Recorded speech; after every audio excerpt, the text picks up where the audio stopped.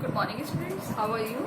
Today we are starting our latest topic which is going on, that is about the constitution as a living document. So in this chapter we have already prepared 2 lectures, we have already seen 2 lectures. It is compulsory to amend the constitution because at the time of framing the constitution no one can everybody knows about the constitutions that will be not set in the future. So they have provided a provision about article 368 that in that article we can amend in our constitution as per our required whenever we require.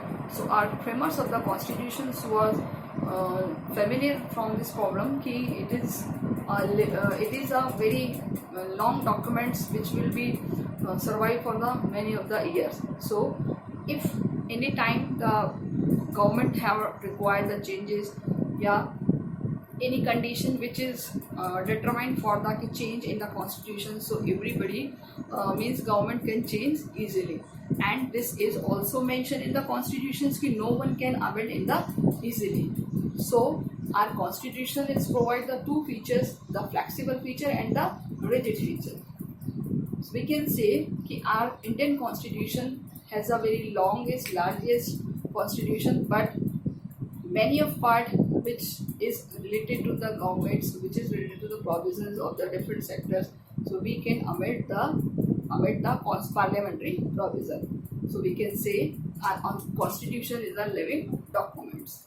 Okay, हम कह सकते हैं कि हमारा संविधान एक living documents है जिसमें जब चाहे जब हम चेंजेस कर सकते हैं, पर इतने रैपिडली भी हम चेंज नहीं करें कि हम उसमें लगातार चेंज करें और हमारा जो कॉन्स्टिट्यूशन का बेसिक मूल स्वभाव है वो चेंज हो जाए. ओके, तो अभी तक ऐसे अमेंडमेंट, अभी तक लास्ट वीडियो में हमने देखा कि क्या प्रोसीजर है, किस तरीके से हमने उसमें अमेंडमेंट कर सकते हैं. तो हमने देखा था कि 2/3 by the 2/3 majority by the half of the state legislative assembly. So there is a 3 features, that is the ordinary changes, special changes. Now we will see कि about in which sector there is a lot of amendment have we in our constitution के कौन-कौन से sectors में अभी तक amendment हो चुके हैं. Okay, so we have prepared 105 amendments list.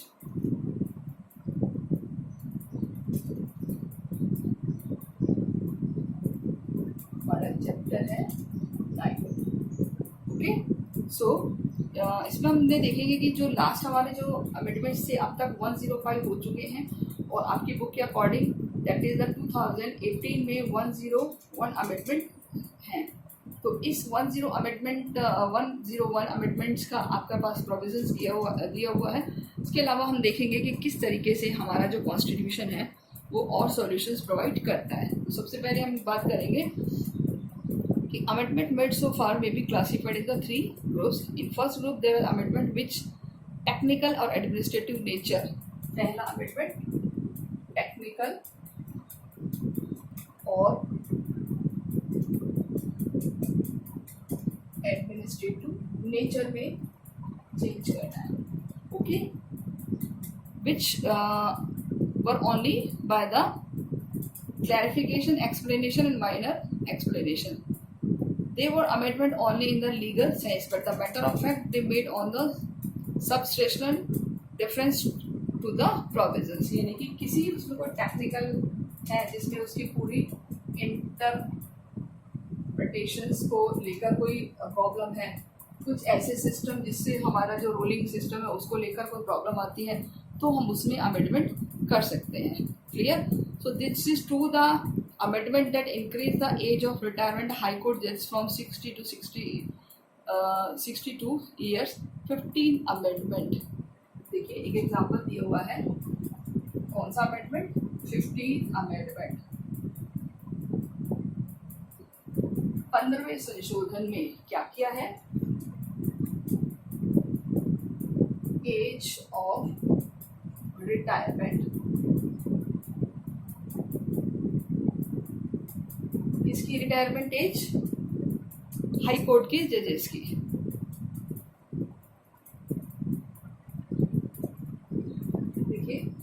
इसको इस तरीके से लिखते हैं, इन 15th अमेंडमेंट। कौन सा अमेंडमेंट? 15 अमेंडमेंट। इसमें क्या क्या है?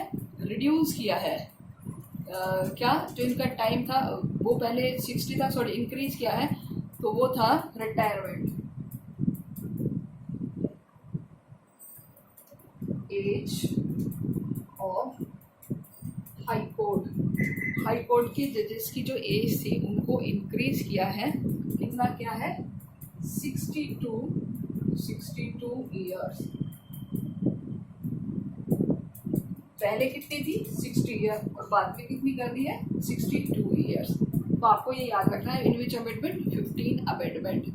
Similarly the just salary of high court और सुप्रीम कोर्ट के जजेस की, ये कौन सा अमेंडमेंट में किया है? इन 55 अमेंडमेंट। क्या क्या है इसमें? हाई कोर्ट और सुप्रीम कोर्ट दोनों की याद रखनी है हमें। द सैलरीज ऑफ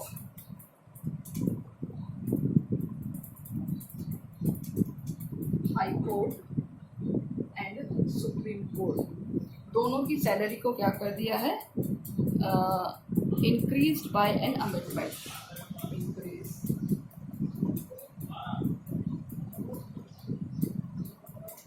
ठीक है, विच अमेंडमेंट? 55 अमेंडमेंट। तो देखिए ये जो टेक्निकल और एडमिनिस्ट्रेटिव नेचर जो आपको बताया है कि किस तरीके से एक टेक्निकली फॉर्म में और एक एडमिनिस्ट्रेटिव फॉर्म में चेंज किया गया है। कि पहले हमारे कॉन्स्टिट्यूशन में क्या था कि एक रिटायरमेंट की एज क्या होगी, बाद में क्या था उसको और इंक्रीज कर दिया। क्लियर? तो इस तरीके से एक अमेंडमेंट सैलरी से रिलेटेड था जो उन्होंने कर दिया है। सो मी may also take example of provision of regarding to the reserve seat in the legislature of the scheduled caste or scheduled tribe in Lok Sabha. Seats are reserved for SC और ST। कितनी है SC ST के लिए आपको बता सकते हैं? Yes, very good. 84 और 47, 84 सीट्स और 47 seats. We have already read this in previous chapters कि हमारे यहाँ पर जो लोकसभा में सीट रिजर्व की गई है किसके लिए? That is for the SC और ST।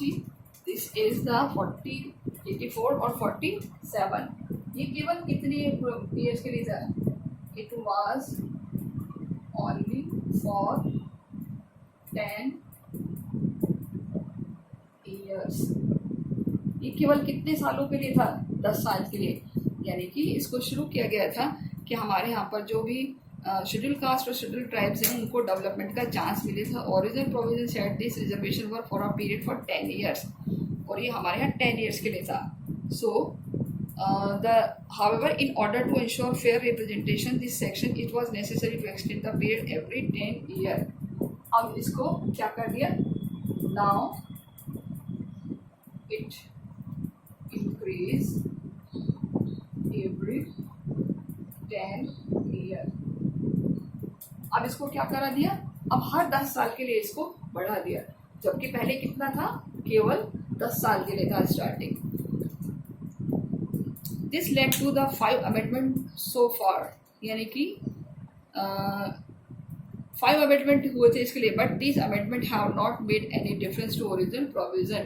लेकिन इसमें कोई चेंज नहीं हुआ। In the sense it is only the technical amendment. तो इस तरीके से ये कौन सा अमेंडमेंट बन गया? ये हो गया टेक्निकल अमेंडमेंट। ओके, अब हम बात करें that is due to remember the discussion chapter 4 about the role of president. The original constitution was assumed that is the parliamentary government. The president would normally abide to the advice to the council of minister, यानी कि president abide to work according to according to advice of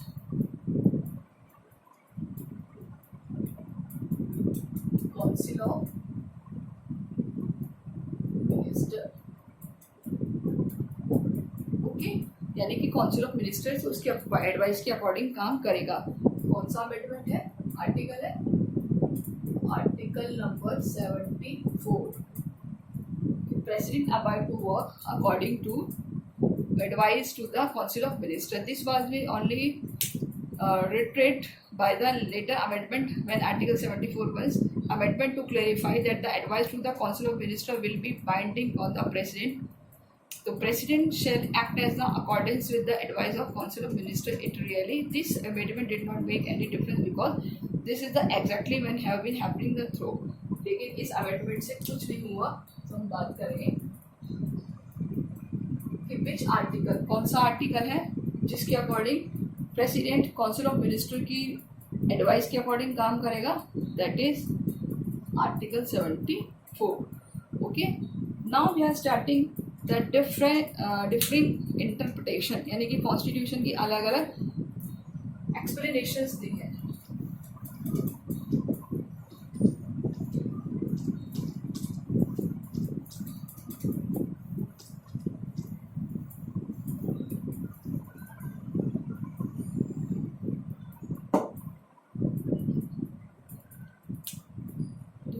Interpretation.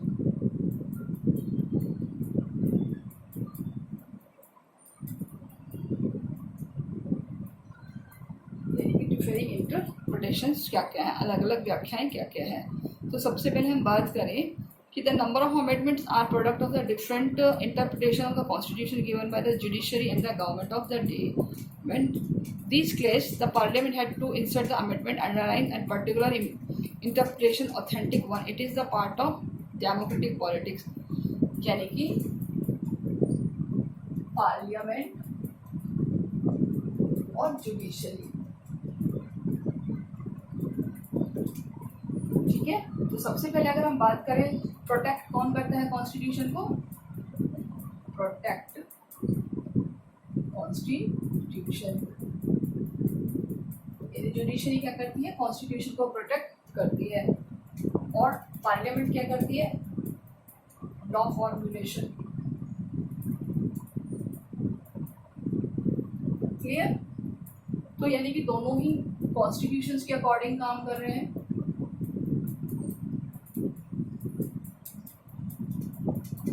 Clear, but दोनों में क्या हो जाते हैं, differences.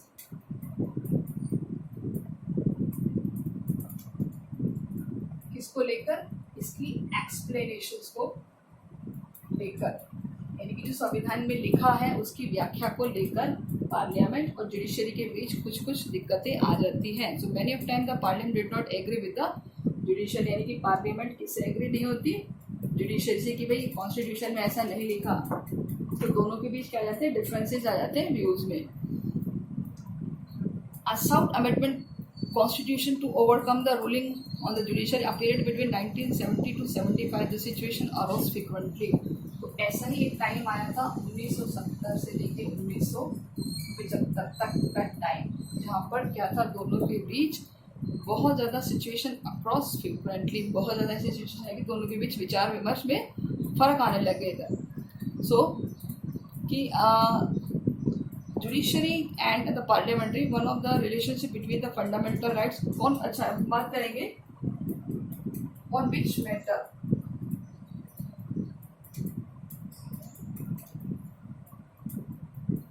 they did not agree to each other। कौन कौन से ऐसे मैटर हैं जब वो एक दूसरे से एग्री नहीं होती। तो सबसे पहला मैटर है, देखिए सबसे पहला, one was the relationship between fundamental right and directive principle. सबसे पहला relation between fundamental rights and BPSP, यानी कि डायरेक्टिव पॉलिसी और फंडामेंटल राइट्स को लेकर दोनों में कभी भी एग्री नहीं हुआ। क्यों? क्योंकि आपको पता है फंडामेंटल राइट्स कौन प्रोटेक्ट करता है? जुडिशरी और डीपीएसपी। तो चाहे इम्प्लीमेंट करो या मत करो कोई फर्क नहीं पड़ता। तो वो कहते हैं कि पार्लियामेंट डीपीएसपी को भी प्रोटेक्शन मिलनी चाहिए।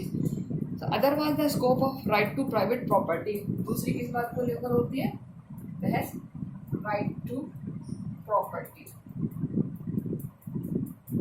दोनों में विचारों में ऐसा मानता किसको लेकर होती है? राइट टू प्रॉपर्टी को लेकर। And third was the scope of parliament power, scope of parliamentary power, यानी कि संसद के पास कितनी शक्ति है, कितनी पार्लियामेंट के पास पावर होनी चाहिए, कॉन्स्टिट्यूशन में कैसे अमेंड कर सकते हैं। सो इन तीन चीज़ों को लेकर इनमें कॉन्फ्लिक्ट्स रहे कौन सी ईयर में? 1970 से 75 तक। The parliament rapidly made amendments to overcome adverse the interpretation by judiciary, और यहाँ पर उन्होंने बहुत ज़्यादा अमेंडमेंट भी किए हैं। So it may kept in mind that during the period 1975, many political events unfolding this history in the constitutional development can be fully understood only the context of political period. So we know about this issue next year. कुल मिलाकर ये different interpretation वाला part आपको समझ में आ गया होगा। तो ये डिफरेंट इंटरप्रिटेशन किस किस के बीच है? पार्लियामेंट और जुडिशरी के बीच, कि दोनों एग्री नहीं होती। हम यहाँ पार्लियामेंट को यहाँ पर लेजिस्लेचर भी लिख सकते हैं, लेजिस्लेचर। क्लियर? तो इस दोनों में डिफरेंस आ जाते हैं कि क्या लिखा है पार्लियामेंट में, क्या नहीं लिखा, और उस चीज़ को लेकर दोनों में एक विरोधाभास की स्थिति आ जाती है। और वो विरोधाभास की स्थिति कुछ इस हद तक बढ़ जाती है कि फिर ना चाहते हुए भी कॉन्स्टिट्यूशन में अमेंडमेंट करने होते हैं, जैसा इन्होंने 1970 से 75 तक किया है। रीजंस कौन कौन से मैटर्स हैं?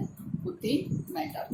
ओके, अब हम बात करेंगे कुछ ऐसे amendment through the political consensus, कुछ ऐसे संशोधन जो आम सहमति से हुए हैं।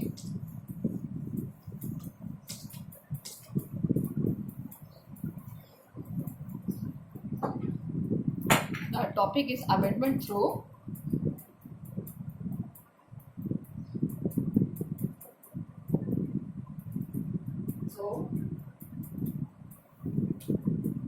that is the political consensus.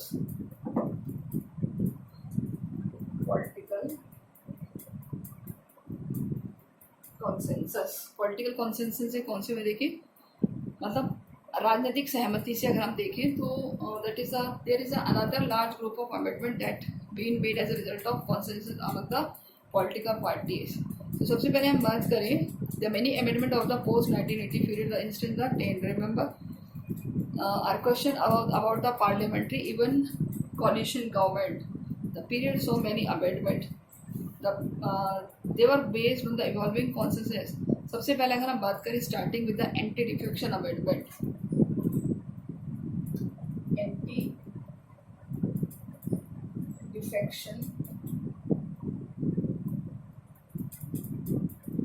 Amendment कौन सा है? एंटी डिफेक्शन अमेंडमेंट, और ये कब हुआ है? 52 1985। क्लियर? कौन से नंबर का अमेंडमेंट है? 52 नंबर का अमेंडमेंट है। कौन से ईयर में हुआ है? 1985 में। कौन सा, क्या नाम है इसका? Anti defection amendment. क्लियर? ये किस लिए हुआ था? ये इसलिए हुआ था कि कोई पॉलिटिकल पार्टी का पर्सन जब वो जीत जाता है, हार जाता है, तो वो अपनी पॉलिटिकल पार्टी चेंज कर लेता है। क्लियर? तो अब वो पॉलिटिकल पार्टी चेंज नहीं करेगा। तो पहला अमेंडमेंट ये हुआ था। मैं आपको इसके बारे में एक और बता देती हूँ। इसको हमारे शेड्यूल 10 में ऐड किया गया है। ऐड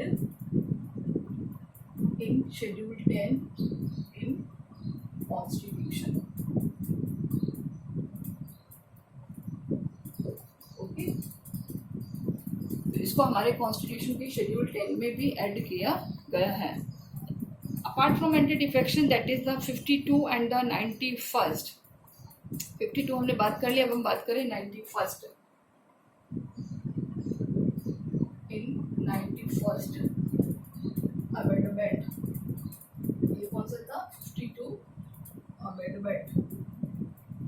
और ये हुआ 2003 में, 2003 में। वैसे तो अगर क्लास होती तो मैं आपसे पूछती, क्योंकि ये आपने पढ़ा हुआ है। क्या है इसका मतलब? इसका मतलब है कि काउंसिल ऑफ मिनिस्टर है, the number of council minister will be 15% of total number of members of the house. Council of Ministers will be 15%. कितने होंगे? 15% of the total number of members of the house. दोनों जगह Lok Sabha plus state legislative assembly, यानी कि मंत्री परिषद में जो सदस्यों की संख्या होगी प्रधानमंत्री के साथ 15% से ज्यादा नहीं होगी। पहले क्या था, अपने मन चाहे कितने भी हम मिनिस्टर्स ले सकते थे, तो बहुत सारे मिनिस्टर्स आ गए, फिर सबको सैलरी दो, सबको सारे प्रॉफिटेज दो, तो वो सफिशिएंट नहीं था।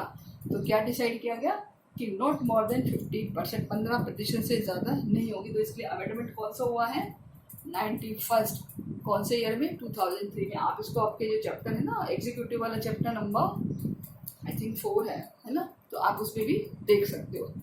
Okay, and 61st amendment, in 61st amendment 1989, ये याद रखने सारे के सारे amendment. 61st amendment, the minimum bringing down the minimum age, down the minimum age for voting.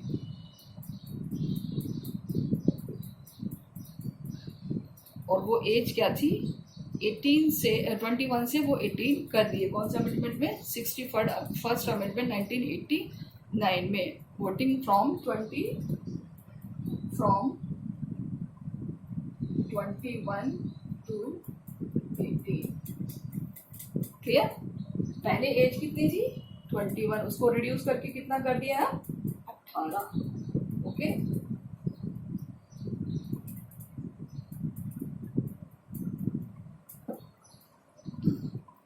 कौन सा अमेंडमेंट में? 61st अमेंडमेंट में। ओके, एंड द 73rd और 74th amendment, in 73rd and 74th amendment 1992। Clear? अब इसमें देखिए क्या हुआ है। In this same period, there was some amendment clarifying the expanding the scope of reservation in jobs and administration. After 90 the overall consciousness about the country about the measure of therefore. यहाँ पर आपको 73 और 74 किसके लिए था? For the rural and urban government। किसके लिए था? रूरल और अर्बन गवर्नमेंट के लिए था। तो इस तरीके से बहुत सारे जो अमेंडमेंट्स हैं वो किए गए हैं, और अमेंडमेंट्स के थ्रू कैसे भी हमने अपने कॉन्स्टिट्यूशनल डिज़ाइन को चेंज किया है। So after 92-93 overall consensus emerged in the country about these measures, and therefore the amendment regarding these measures were passed without difficulty। 77, 81 और 82। क्लियर?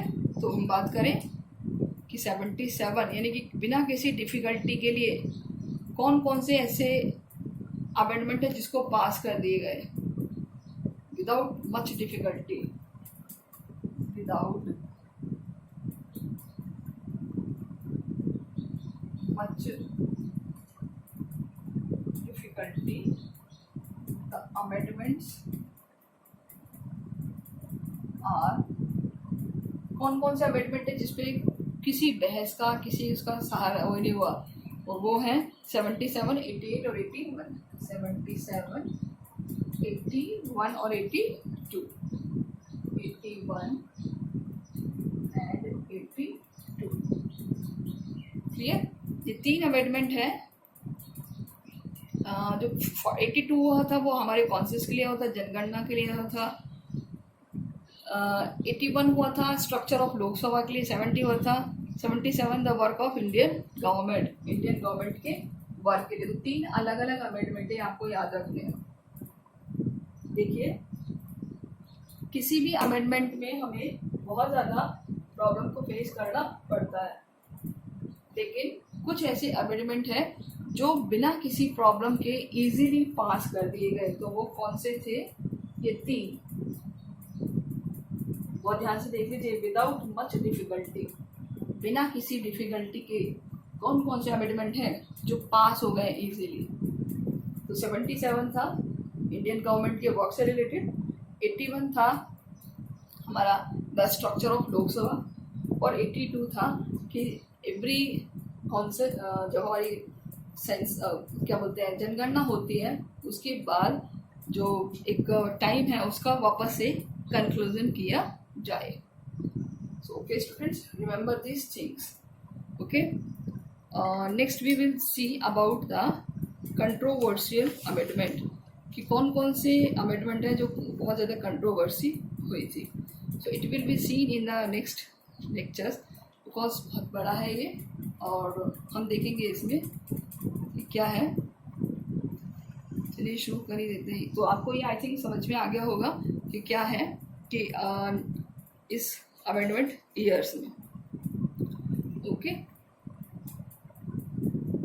तो सबसे अब बात करते हैं अगर हम इसकी कंट्रोवर्शियल की, तो कंट्रोवर्शियल अमेंडमेंट कौन कौन से थे।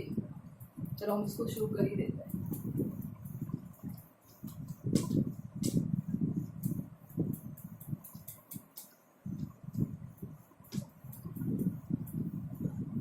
कंट्रोवर्सी यानी कि जो आपस में बहस होती है। देखिए, इसमें कंट्रोवर्सी की discussion so far should be create an impression constitution in amendment during the period 70 to 80। कौन सा? ड्यूरिंग 1970 से 1980 तक, ये 10 साल का पीरियड जो है, इसमें a lot of legal and political controversy. क्या था इसमें? लीगल और पॉलिटिकल कंट्रोवर्सी। ओके, क्या क्या कंट्रोवर्सी थी? The opposition during 71 to 76 many amendment to attempt by the ruling party like a subvert constitution, particular 38, 39 and 42। 38, 39 और 42 यानी 42nd amendment have been the most controversial amendment। क्या थे ये? most controversial amendment। Most controversial means कि बहुत ज़्यादा इनके ऊपर कंट्रोवर्सी हुई थी, यानी बहुत ज़्यादा प्रॉब्लम आई थी। These 3 amendments were made the background of the internal emergency declared in the country June 75। यानी कि ये तीनों अमेंडमेंट कब हुआ है?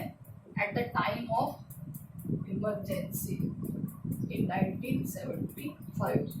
यानी 1975 में इमरजेंसी हुई थी, तब ये तीनों अमेंडमेंट किए गए थे जून में। ओके, ये याद रखना, इमरजेंसी कब आई थी? जून 75 में। तो they sought make basic changes of the crucial part of the constitution. इन्होंने कॉन्स्टिट्यूशन के बेसिक पार्ट में बहुत चेंज किए हैं। तो आपसे पूछा जा सकता है कि इमरजेंसी के टाइम पे कौन कौन से अमेंडमेंट हुए हैं? 38, 39 और 42। अब देखिए 42nd में क्या हुआ था? सबसे ज़्यादा अमेंडमेंट 42nd में हुआ था। 42nd अमेंडमेंट, 42वां संशोधन देखिए क्या था? Wide ranging amendment affecting the large part of the constitution. सबसे बड़ा वाइड रेंजिंग, इसको कहते हैं सबसे बड़ा अमेंडमेंट, सबसे बड़ा संशोधन, जिसने बहुत बड़ा चेंज कर दिया कॉन्स्टिट्यूशन में। सबसे पहला, it was also attempt to the override the ruling of the supreme court to given the Kesavananda case. इस टाइम एक केस हुआ था केशवानंद केस, वो सबसे ज़्यादा स्प्रेड हुआ था। सबसे पहले क्या था, केशवानंद केस, उसको इसमें बहुत इफेक्ट किया था।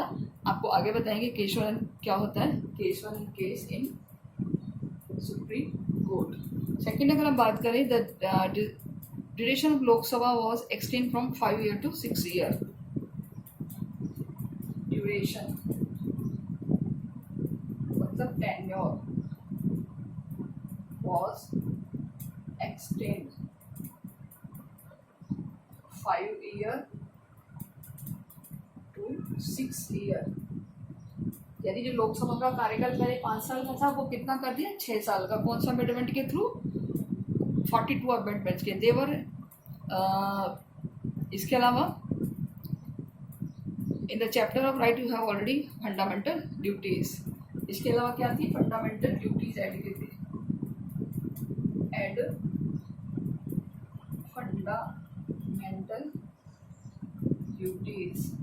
फंडामेंटल ड्यूटीज को ऐड किया गया, ओके, इंक्लूड किया गया। इसके अलावा they were include constitution by the amendment 42 also put restriction the review power of judiciary. restriction the power of judiciary, यानी कि जुडिशरी की पावर को भी कंट्रोल किया गया। It was said that the time this amendment was practically removing the many part of the original constitution, यानी बहुत सारे पार्ट में चेंज किया गया। Change in the preamble in seventh change in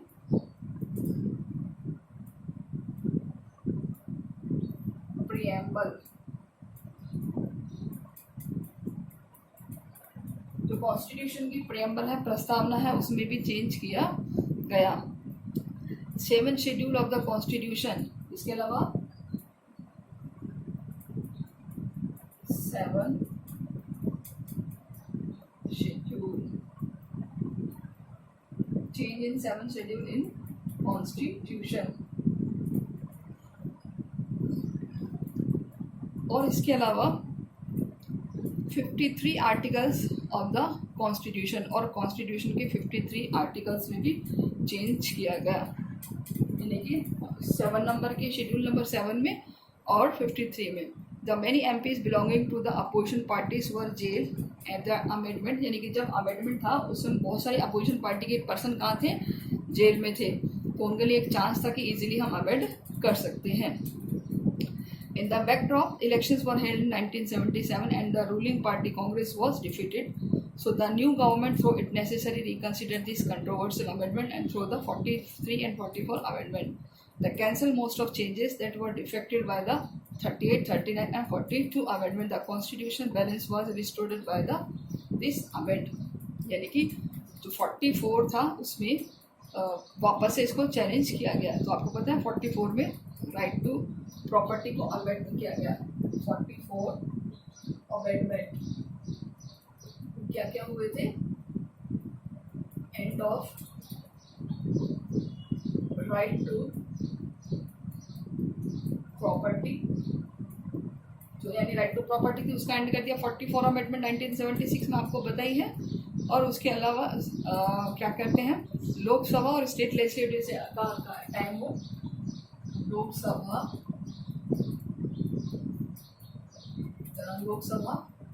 tenure change in 5 year, 6 year से 5 year, 6 year to 5 year.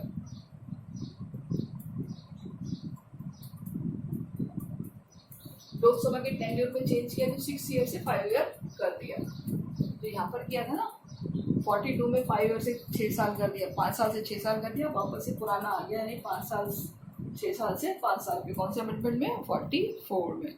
Okay, तो ये आपको याद रखना है 42 और 44 अमेंडमेंट के फीचर्स। तो यहाँ पर मैं आपको क्वेश्चन दूंगी, features of 42 and 44 amendment. Clear students? तो बहुत इंपॉर्टेंट पार्ट है आप जब कभी जीके की तैयारी करेंगे आप सोचिए कि आपके जो क्या बोलते हैं 12th क्लास के बच्चे जो एनडीए की प्रिपरेशन कर रहे हैं वो भी यही सब चीज़ पढ़ रहे हैं जो साइंस वाले हैं, तो आपके लिए कितनी इंपॉर्टेंट है क्योंकि आगे कंपटीशन की प्रिपरेशन आप भी करेंगे। Okay students, so take care और अपना वर्क टाइम पे कंप्लीट करके रखिए। And those students they have connected new they new connected and they have not their work properly, so please try to solve all the question whichever we have started from chapter first. So I will provide the video, and if you have any problem then discuss to me. So I think you are taking advantage from this video. Okay students, take care, goodbye.